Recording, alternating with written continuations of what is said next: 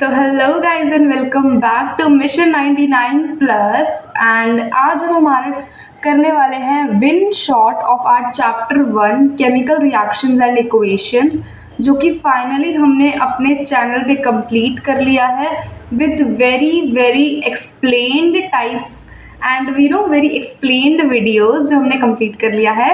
And आज हम इसका रिविजन लेक्चर करेंगे and I will not start from zero, ये मैंने पहले ही बता दिया था। तो हम इसको एक अच्छे लेवल से करेंगे जहाँ से मैं आपको करवा चुकी हूँ। बैलेंसिंग इस वीडियो में कवर्ड नहीं होगी क्योंकि balancing is not that easy कि मैं आप लोगों को ऊपर ऊपर से हवा हवा में बता दूँ एंड यू विल गाइस से ओके ओके ओके, ऐसा नहीं है। That is very important. Her set में 1, 2 या 5 या फिर कितने भी नंबर का, वो सीबीएसई के ऊपर डिपेंड करता है, क्वेश्चन तो आएगा, ठीक है। एंड क्वेश्चन आएगा तो उसकी प्रैक्टिस भी करनी है। प्रैक्टिस कैसे करेंगे, लेक्चर बना रखा है, लेक्चर नंबर 2 बैलेंसिंग के ऊपर, अच्छे से देखिए एंड रिवाइज इट, ओके। सो हमारा आज करने वाले हैं रिवीजन लेक्चर, जिसमें बैलेंसिंग कवर नहीं होगी, बता दिया, ठीक है। एंड इसके बाद हम लोग करेंगे हमारा मैथ्स का चैप्टर। And to be very honest, मैंने ये वाली वीडियो कल ही रिकॉर्ड कर ली थी। हमेशा पता नहीं यार मेरे साथ क्या हो जाता है कि वो भी डिलीट हो गई कैसे ना कैसे, तो मेरे को एक दोबारा शूट करनी पड़ रही है। आज मेरे को मैथ्स भी शूट करना है, so it's been quite hectic, but don't worry, you guys will receive your videos at time, चाहे जो मर्जी हो जाए, कोई बात नहीं। Let's start. सो हमारा chapter is chemical reactions and equations. सबसे पहले एक केमिकल रिएक्शन क्या होता है। Chemical reaction is whenever a chemical change occurs, we can say that chemical reaction has taken place। जब भी एक केमिकल चेंज अकर होगा तो हम ये कह सकते हैं कि जो केमिकल रिएक्शन है वो हो चुका है। सपोज अगर मैंने हमारी वीडियो में ये लिया था एग्जाम्पल कि अगर हमने राइस को लिया, ठीक है, अगर हम राइस को वाटर में डाल रहे हैं तो राइस की स्टेट चेंज हो रही है, वो हार्ड से सॉफ्ट मटेरियल में कन्वर्ट हो रहा है। एंड वो जब हम राइस को बिल्कुल बिना वॉश्ड वगैरह देखते हैं, एक्चुअल राइस जो देखते हैं वो बहुत ही ज़्यादा सॉलिड होता है एंड वो बहुत ज़्यादा छोटा भी होता है, ठीक है। जब हम उसको लाइक फॉर टाइम बीइंग हम उसको वाटर में रखते हैं तो वो फूल जाता है, उसका मतलब साइज इंक्रीज हो जाता है एंड उसकी स्टेट भी चेंज हो जाती है, वो सॉलिड से समवट सॉलिड में आ जाता है, ठीक है। तो उसमें भी एक केमिकल रिएक्शन हुआ है। एंड केमिकल रिएक्शन क्या है, हमेशा हमेशा हमेशा बस एक केमिकल चेंज अगर होना चाहिए, बस चेंज अगर हो गया ना तो दैट मीन्स कि हमारा केमिकल रिएक्शन हो गया है। अगर हम देखें हमारा एक्टिविटी 1 में मैग्नीशियम को हमने जब ऑक्सीजन के साथ रिएक्ट करवाया था तो MgO बन गया था, ठीक है। तो मतलब कि केमिकल चेंज हुआ, मैग्नीशियम ऑक्साइड में कन्वर्ट हो गया, दैट मीन्स केमिकल रिएक्शन हो चुका है। अगर हम हमारा जिंक ग्रैन्यूल्स वाला एग्जांपल लें, उसमें हमने जिंक को HCl के साथ रिएक्ट करके ZnCl2 बना लिया था, उसमें भी हमारा केमिकल रिएक्शन हुआ क्योंकि केमिकल चेंज अकर हुआ है, जिंक हमारा ZnCl2 में कन्वर्ट हो गया, ठीक है। इसके एग्जाम्पल्स दे रखे हैं NCERT वाले, food gets digested in our body and rusting of iron, ठीक है। आगे केमिकल इक्वेशन क्या होती है, a chemical reaction that can be expressed symbolically by using chemical equation। एक केमिकल रिएक्शन हमारी जो NCERT में इसको एक्सप्लेन करने के लिए लिखा हुआ था, वो लिखा हुआ था magnesium plus oxygen will give magnesium oxide. अब हम इसको इतना बड़ा तो हमेशा नहीं लिखेंगे ना, या फिर अगर मैं बोलूँ कि हम इसको ऐसे नहीं लिखते, मैं आपको जैसे हम एक्टिविटी 1.1 थी हमारी, मैंने ऐसे बताया कि हमने पहले मैग्नीशियम रिबन लिया, उसको हमने रब किया, उसको हमने बर्न किया, उसको हमने पेयर ऑफ टोंग्स से पकड़ा। इतनी कहानी क्यों, इतनी थ्योरी क्यों पढ़ेंगे, सीधा हम एक केमिकल इक्वेशन लिखेंगे कि मैग्नीशियम को हमने बर्न किया तो हमारा मैग्नीशियम ऑक्साइड बन गया। थ्योरी नहीं, एक लाइन में ख़त्म करेंगे, ठीक है। तो केमिकल इक्वेशन ये हो गई। अब वी कैन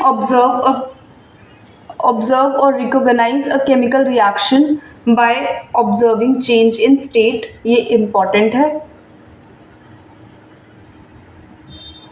हाथ से निकाल लेता हूँ, ठीक है। We can observe or recognize a chemical reaction by observing change in state, color, temperature, evolution of gas. Colour, अगर चेंज इन कलर हो गया, ठीक है, जैसे कि अगर हम हमारा कॉपर सल्फेट सॉल्यूशन और अगर हम आयरन का एग्जांपल लेते जो एनसीईआरटी में था, जब वो रिएक्शन हुआ तो कॉपर सल्फेट का ब्लू कलर जो था वो फेड हो गया था, तो इसका मतलब केमिकल रिएक्शन उधर हुआ है। स्टेट मतलब कि सॉलिड से लिक्विड या फिर लिक्विड से सॉलिड। अगर हम पानी का एग्जाम्पल लें, अगर हमने वाटर लिया सॉलिड फॉर्म में, वाटर की सॉलिड फॉर्म क्या होती है? आइस होती है। अगर हम आइस को लेते हैं और अगर हम उसको लाइक हीट टाइप्स कर देते हैं तो वो लिक्विड में कन्वर्ट हो रहा है, उसकी स्टेट में भी चेंज आ रहा है, वो सॉलिड से लिक्विड में कन्वर्ट हो रहा है, तो भी, हाँ जी, तो भी केमिकल रिएक्शन अकर हुआ है। अगर मैं लिक्विड वाटर लूँ और उसको हीट कर दूँ तो वो गैसियस फॉर्म में हो जाएगा, स्टीम की फॉर्म में, तो भी केमिकल रिएक्शन अकर हुआ है। सबसे पहले देखो, वाटर जब लिक्विड स्टेट में तब तो पानी, अगर सॉलिड स्टेट में तो आइस, अगर गैसियस स्टेट में तो स्टीम, ये याद रखना है।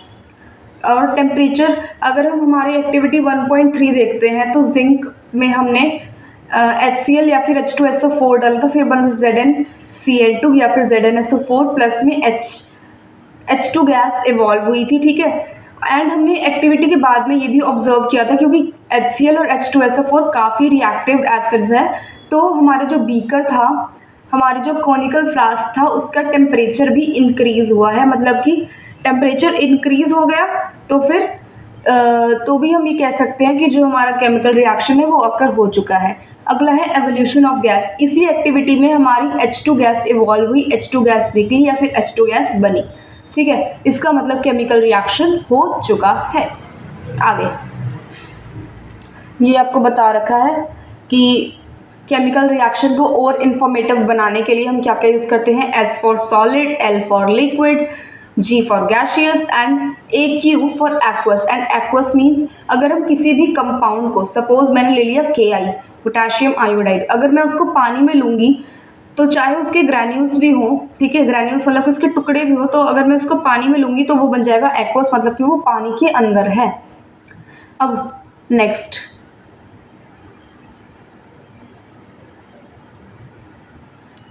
हाँ जी, स्केलेटल या फिर अनबैलेंस्ड केमिकल इक्वेशन। स्केलेटल या फिर अनबैलेंस्ड केमिकल इक्वेशन एक ऐसी इक्वेशन होती है जिसमें हमारे जो एलिमेंट्स होते हैं उनके एटम्स दोनों साइड्स पर इक्वल नहीं होते, मतलब कि जो हमारी रिएक्शन है उसके दोनों साइड के एलिमेंट्स के एटम्स इक्वल नहीं हैं दोनों साइड पे, रिएक्टेंट एंड प्रोडक्ट साइड पे। A chemical equation which do not have equal number of atoms of each element on both sides, जैसे कि एग्जाम्पल Fe का देखते हैं, इधर 2 है, इधर 1 है, H2 तो चलो सेम है लेकिन ऑक्सीजन नहीं है। अब बैलेंस्ड केमिकल इक्वेशन क्या होती है? एक ऐसी इक्वेशन जिसमें हर एलिमेंट के इक्वल नंबर ऑफ एटम्स होते हैं दोनों साइड्स पे, उसको हम कहते हैं balanced chemical equation. Example is given here. इसी इक्वेशन को जब हम बैलेंस कर देंगे तो ये बन जाएगा, इधर H2O आएगा, इधर H2O आएगा। इसको मैं जब नोट्स प्रोवाइड करूँगी तो आई विल एडिट इट, और अगर ना कर पाऊँ, भूल जाऊँ तो देख लो, वीडियो देख के ही करना, समझ जाना, ठीक है। आगे टाइप्स ऑफ केमिकल रिएक्शन बढ़ेंगे। एंड ऑल्सो गाइस, ये नोट्स आपको मिलेंगे मेरी कम्युनिटी पोस्ट पर, ठीक है, क्योंकि मैं इसको डिस्क्रिप्शन में पता नहीं क्यों प्रोवाइड नहीं कर पा रही हूँ। अगर तो हो जाएगा आई विल ट्राई, अगर हो जाएगा तो मैं प्रोवाइड कर दूँगी, अदरवाइज इससे से काम चलाना कम्युनिटी पे, या फिर अगर यू गाइस विल से तो मैं मिशन 99+ का एक टेलीग्राम चैनल बना दूँगी मोस्ट प्रोबेबली, तो उस पर हम लोग करेंगे, ठीक है। आगे types of chemical equation. Combination reaction क्या होता है? जिसमें 2 रिएक्टेंट रिएक्ट करके एक सिंगल प्रोडक्ट बनाते हैं। कॉम्बिनेशन रिएक्शन इज जब 2 या 2 से ज़्यादा रिएक्टेंट रिएक्ट होके एक सिंगल प्रोडक्ट बनाते हैं। नेवरदलेस कि वो हीट और लाइट भी बनाते हैं, उसको हम काउंट नहीं करेंगे, सिर्फ हम एक प्रोडक्ट देखेंगे कि हमारे 2 या 2 से ज़्यादा रिएक्टेंट मिलकर जब एक प्रोडक्ट बना रहे हैं तो हमारा कॉम्बिनेशन रिएक्शन हो जाता है। एग्जाम्पल्स आर गिवन, ठीक है। अब हम देखते हैं CaO को क्विकलाइन बोलते हैं, ये बात नहीं भूलनी है, ये इंपॉर्टेंट बात है। CaOH होल्ड पाइस को स्लेक्ड लाइन बोलते हैं, ये बात भी नहीं भूलनी है। ये दोनों बहुत इंपॉर्टेंट बातें हैं। एंड COH का होल ट्वाइस मतलब कि स्लेट लाइन जो होता है वो हमारा वाइट वॉशिंग में यूज़ होता है। ये हमारे NCERT का क्वेश्चन है, ये नहीं भूलना है। एंड जब वो CO2 के साथ रिएक्ट करता है तो क्या बनता है, ये भी नहीं भूलना है। एंड कैल्शियम कार्बोनेट को हम लोग मार्बल भी बोलते हैं, ये भी नहीं भूलना है। इसके ऊपर एक बहुत अच्छे लेवल का क्वेश्चन बन सकता है जो कि ऐसे होगा कि एक X कंपाउंड है, ठीक है, जिसको अगर हम वाटर के साथ रिएक्ट करते हैं तो Y बन जाता है, और जो Y है वो वाइट वॉशिंग के लिए यूज़ हो जाता है। जब Y को हम CO2 के साथ रिएक्ट करवाते हैं तो Z बन जाता है, और Z का केमिकल फॉर्मूला वैसा ही है जैसे मार्बल का होता है। ये एक बहुत ही हॉट टाइप क्वेश्चन बन जाएगा हायर ऑर्डर थिंकिंग स्केल का, और जिसने बहुत अच्छे से प्रैक्टिस कर रखी होगी, दिमाग जिसका खुला हुआ होगा उसी से होगा ये, ठीक है। तो ऐसे पढ़ना है, ऐसे क्वेश्चन की ऐसे सोचना कि इसमें क्वेश्चन कैसे बन सकते हैं ऐसे, हाँ ठीक है। आगे और एग्जाम्पल दिए हुए हैं, ये पढ़ लेना, और एग्जाम्पल्स याद रखने हैं हर टाइप ऑफ रिएक्शन के, क्योंकि पूछे जाते हैं। 2 याद कर लो, 2 इनफ है, but just to be on the safe side 3 याद कर लो कि अगर एक भूल भी गए तो 2 लिख देंगे, ठीक है। आगे एक्सोथर्मिक रिएक्शन। एक्सोथर्मिक रिएक्शन एक ऐसा रिएक्शन होता है जिसमें हमें प्रोडक्ट के साथ साथ हीट भी मिलती है, उसको हम कहते हैं एक्सोथर्मिक रिएक्शन। एक्सो का मतलब निकलना, एक्सो का मतलब निकलना, एंड थर्मिक का मतलब टेम्परेचर, मतलब कि टेम्परेचर बढ़ना, या फिर थर्मिक का मतलब हीट भी होता है तो हीट बढ़ना, ठीक है। The reaction in which heat is released along with the formation of product is known as exothermic reaction। इसके एग्जाम्पल है एक तो CH4 ये वाला मीथेन का, और CH4 को मीथेन बोलते हैं। एंड अगला है respiration. Respiration is an exothermic process. Why, ये इम्पॉर्टेंट है, अब सुनो क्यों कहते हैं। रेस्पिरेशन में क्या होता है, देखो जब भी हम खाना इनटेक करते हैं तो हमारा जो खाना होता है वो बहुत ही ज़्यादा स्मॉलर पार्टिकल्स में ब्रेक डाउन होता है, एंड हमारा most of the constituents of हमारा जो फूड होता है वो कार्ब्स होते हैं, कार्बोहाइड्रेट्स होते हैं, जो कि ग्लूकोज में कन्वर्ट होते हैं। और जैसे ही वो ग्लूकोज में कन्वर्ट होते हैं हम टू गिव ऑक्सीजन, ठीक है, to give oxygen in our cells of body, to give sorry जब ग्लूकोज होता है वो ऑक्सीजन के साथ रिएक्ट करता है, एनर्जी प्रोवाइड करता है, ठीक है। That is why we just say that respiration is an exothermic process. Example पढ़ लेना ये वाला डीकम्पोजिशन वाला। Next is decomposition reaction. Decomposition reaction में क्या होता है, जब एक हमारा सिंगल रिएक्टेंट डीकम्पोज होता है, ब्रेक डाउन होता है इनटू 2 और more different products is known as decomposition reaction. Combination का बिल्कुल उल्टा, क्योंकि कॉम्बिनेशन में 2 या 2 से ज़्यादा रिएक्टेंट मिलके एक सिंगल प्रोडक्ट बनाते हैं, एंड डीकम्पोजिशन में एक सिंगल प्रोडक्ट 2 या 2 से ज़्यादा रिएक्टेंट बनाता है। और डीकम्पोजिशन रिएक्शन 3 टाइप का होता है, thermal decomposition, electrolytic decomposition and photolytic decomposition. Thermal decomposition में हम रिएक्टेंट के साथ हीट प्रोवाइड करते हैं तो वो रिएक्शन होता है, ठीक है। And electrolytic decomposition is about giving electricity to the reactant, and photolytic decomposition is not about that photo, it is about the photo which means light। in science हम photo को लाइट से represent करते हैं, ठीक है। तो number 3 is photolytic decomposition, जिसमें हम रिएक्टेंट को लाइट प्रोवाइड करते हैं। एग्जाम्पल्स आर गिवन, इनको रीड कर लेना, क्योंकि अगर मैं तुम्हें ये हर एक रिएक्शन को रीड करवा के बताती रही तो it will be no sense, तुम्हारा टाइम वेस्ट होगा और कुछ नहीं होगा। इलेक्ट्रोलाइटिक डीकम्पोजिशन, फोटोलाइटिक डीकम्पोजिशन, हर एक रिएक्शन की हर एक टाइप ऑफ रिएक्शन की डेफिनेशन याद रखनी है, इक्वेशंस याद रखनी है, क्योंकि ये 1-1, 2-2 नंबर में पूछी जाएंगी, ठीक है।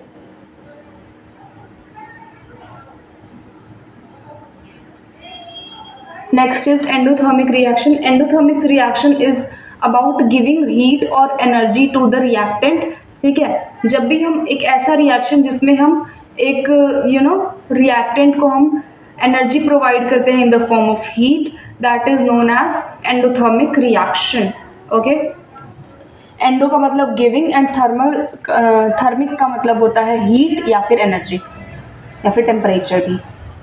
डिस्प्लेसमेंट रिएक्शन क्या होता है? जब एक स्ट्रॉन्ग कंपाउंड एक वीक कंपाउंड को जब एक स्ट्रॉन्ग एलिमेंट एक वीक एलिमेंट को उसी के कंपाउंड से डिस्प्लेस कर देता है, उसी को हम कहते हैं डिस्प्लेसमेंट रिएक्शन। एग्जाम्पल इज, अगर तुम्हें मैं थोड़ा याद करने वाला एग्जाम्पल दूँ कि एक देखो चालाक दोस्त है एंड एक है इज थोड़ा सा भोला टाइप्स का दोस्त, वो दोनों फ्रेंड्स बन जाते हैं और जो भोले वाला है उसका एक पूरा ग्रुप है 10 to 12 मेंबर्स का। तो जो वो चालाक वाला है उस भोले वाले बच्चे को डिस्प्लेस कर देता है, मतलब कि उसी के ग्रुप में से बाहर निकाल देता है, उसको अकेला कर देता है एंड खुद उसके ग्रुप में आ जाता है। तो ये इसका एग्जाम्पल ले सकते हैं। एंड अगर इसका ये वाला एग्जाम्पल थोड़ा में मज़ा नहीं आया तो हमें पहले के वाले को बस डिस्प्लेस कर देना है, मतलब कि जैसे Fe प्लस में CuSO4 है, इसको हम FeSO4 प्लस में Cu कर देंगे, पहले वालों को एक्सचेंज कर देंगे बस। ओके, अगला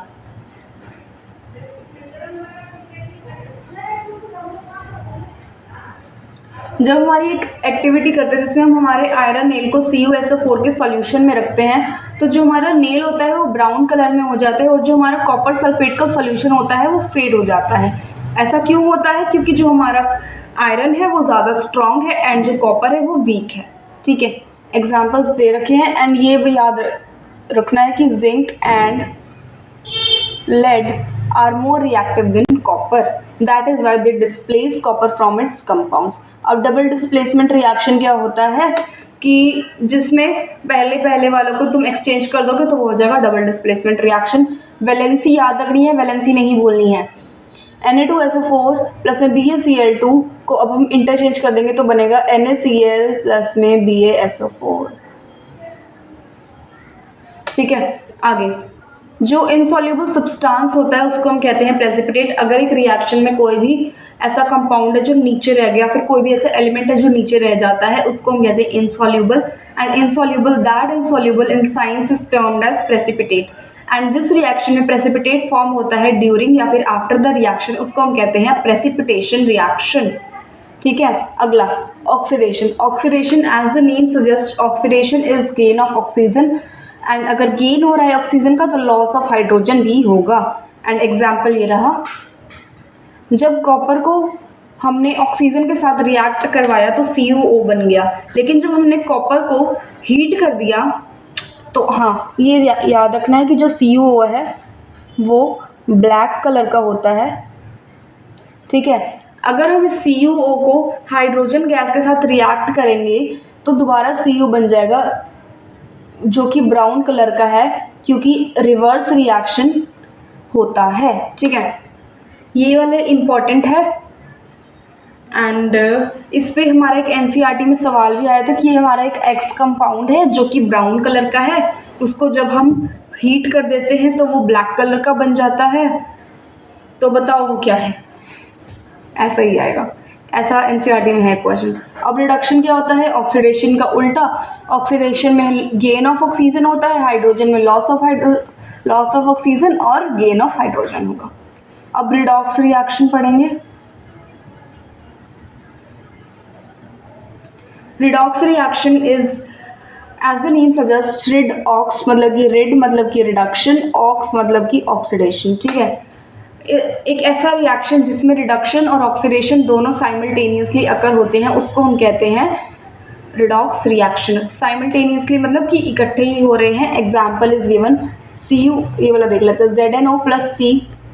देखो ZnO रिड्यूस होके Zn में कन्वर्ट हो रहा है एंड C ऑक्सीडाइज होके CO में कन्वर्ट हो रहा है, कि मतलब रिडक्शन और ऑक्सीडेशन दोनों हो रही है इकट्ठे, तो मतलब कि रिडॉक्स रिएक्शन है ये।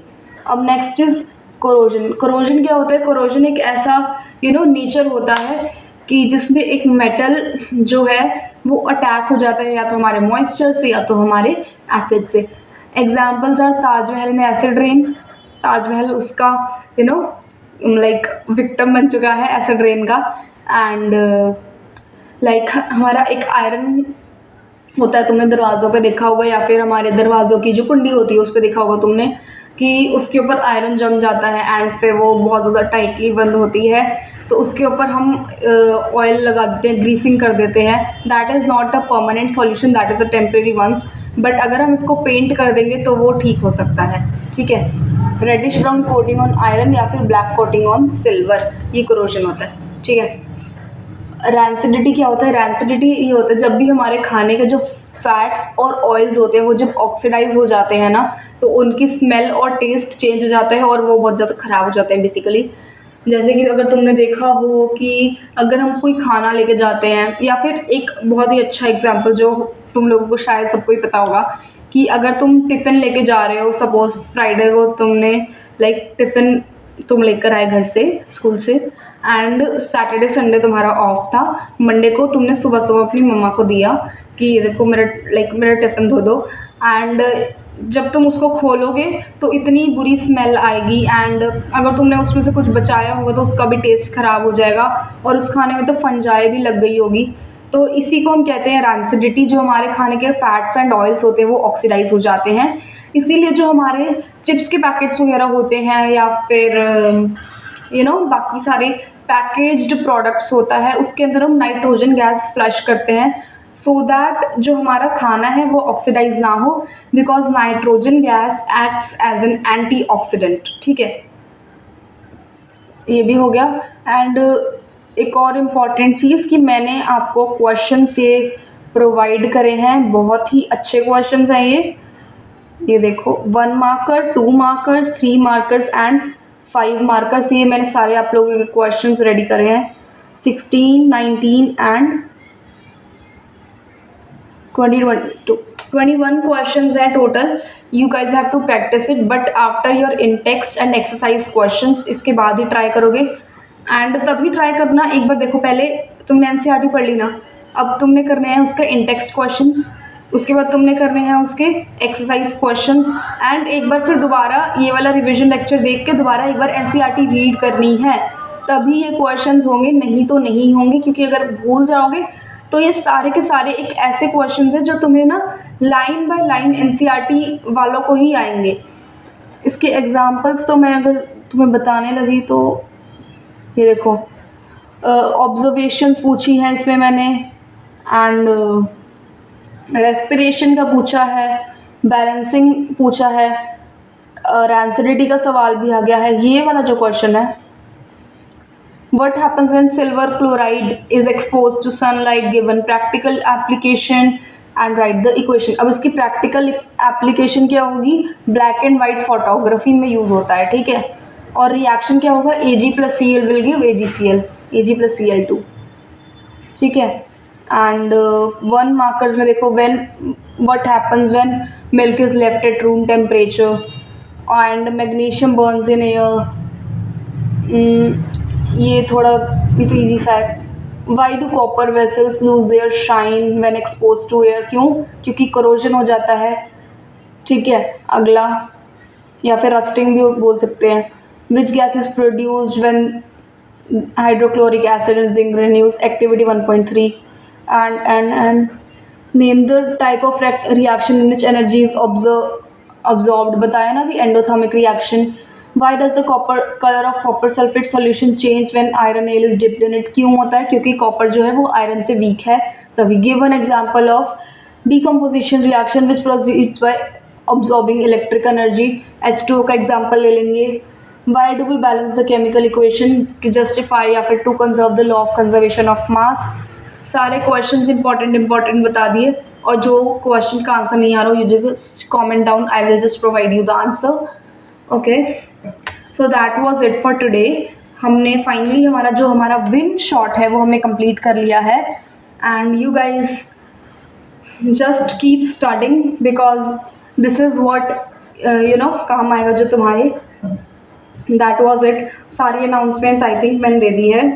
ये वाले notes and the question answer you will get most probably in the community post, or I'll provide you as a PDF, and If you want one-to-one personalized classes, online classes, then I'm just providing you, because I was the kid which who needs the most personal attention.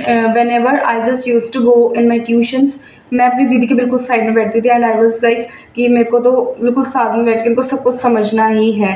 तो if you want these kind of classes, because there are some kids जिनको group of classes में समझ नहीं आता, and I was the example from one of them.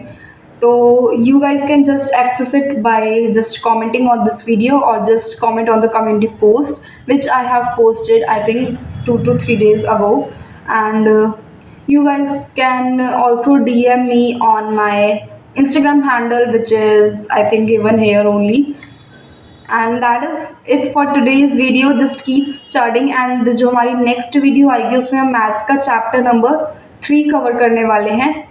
देखूंगी या तो chapter number 1 I think most easy होगा, तो चैप्टर नंबर 1 कर लेते हैं पहले, फटाफट सिलेबस ख़त्म करते हैं, ठीक है, क्योंकि तुम्हारा भी बायो का बहुत ज़्यादा लंबा चैप्टर पड़ा है, लाइफ प्रोसेसेस वो भी ख़त्म करना है.